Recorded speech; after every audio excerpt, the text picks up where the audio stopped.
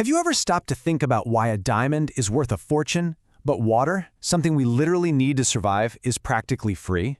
For centuries, this puzzle totally stumped the greatest minds in economics, and the man who finally cracked it is someone you've probably never even heard of, Carl Menger.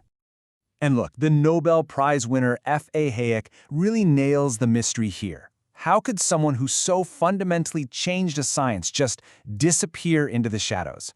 We're not talking about some minor player here. This guy was one of the key architects of modern economic thought. So that's what we're going to do right now. We're going to pull back the curtain on Carl Menger, figure out who he was, and see why his ideas from over 150 years ago might be more important today than ever. Let's get into it. Yeah, you're probably picturing a revolutionary economist, right? Maybe scribbling away in some dusty old university library. But Menger's story, it starts somewhere completely different. The busy, chaotic newsroom of a Vienna newspaper.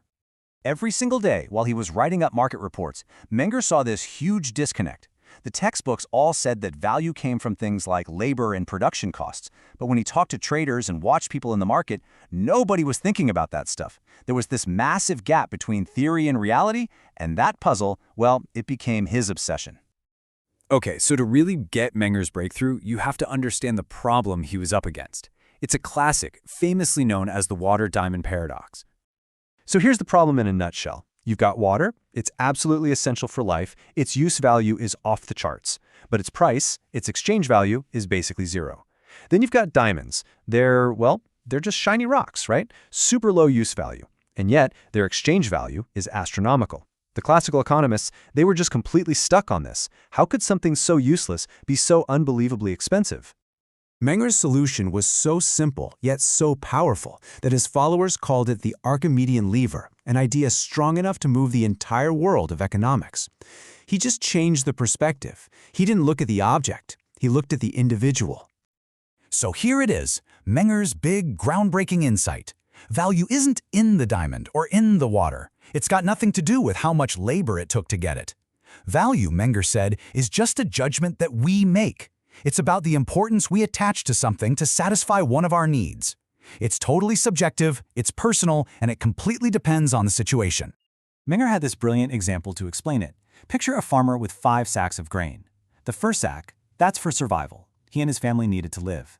The second is to stay strong and healthy. The third is for seed for the future. The fourth, hey, maybe he'll make some beer. And the fifth, he just uses it to feed his parrots. Now, if a mouse eats 1 sack, what does he give up? He doesn't give up his life, he gives up the parrots. So the value of any 1 sack of grain isn't based on its most important use, but on its least important use. That's the core of what we now call marginal utility. And this idea gets driven home with this wild thought experiment he came up with. Imagine you're on a sinking ship. A starving billionaire would gladly trade his entire fortune for a single biscuit. But would anyone sell? No way. In that context, the subjective value of that biscuit, the thing satisfying a life or death need, is infinitely higher than gold.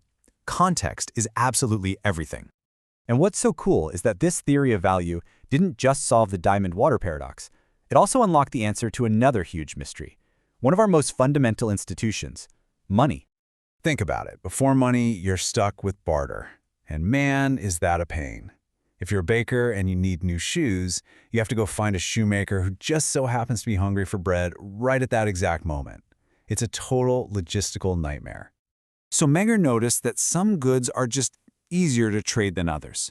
He called this quality salability. And here's the really clever part. He realized that smart traders would start accepting these highly saleable goods, not because they wanted them for themselves, but because they knew it would be easy to trade them away later for something they actually wanted. These goods become a middle step for every trade. And history is just filled with amazing examples that prove his point. You have different societies with zero coordination, all figuring this out. The Romans used cattle, the Aztecs used cocoa beans, in colonial America it was tobacco, in Newfoundland, dried codfish. In every single case, people just naturally started using whatever the most saleable good around was. Which leads to this absolutely stunning conclusion. Money was not invented by the state. No king, no government committee sat down and designed it. It just emerged, organically, spontaneously, from the actions of millions of individuals all just trying to make their lives a little easier. It's a perfect example of what we now call a spontaneous order. So you'd think these earth-shattering ideas would make Menger famous overnight, right? Well, not exactly. But they did lay the foundation for an entire school of economic thought. When Menger's book first came out, it was met with pretty much silence. But back home in Vienna, that's where the magic started to happen. He attracted this circle of brilliant students, like Eugen von Bombauer and Friedrich von Wieser, and they took his big ideas and just ran with them, developing these sophisticated new theories. By the late 1880s, boom, their work had officially established the Austrian School of Economics, a powerful new voice in the debate. But what about Menger himself? Well, the story takes a kind of sad turn. In 1903, right at the peak of his influence, he just quit teaching to focus on writing his one great masterpiece. He spent the last 2 decades of his life working on it, revising, expanding, but he was never satisfied. He never published it. So he left behind this incredible legacy, but it was one carried on by his students, not by the man himself. You know, Menger's work really forces you to ask a pretty deep question. If something as complex and vital as money can emerge without a central plan, just from people trying to make things work, what else can? It makes you wonder what other pillars of our world, things like language or law, maybe even morality, grew in the exact same way. It's a powerful and kind of mind-bending idea, and it all came from the mind of the economist that history almost forgot.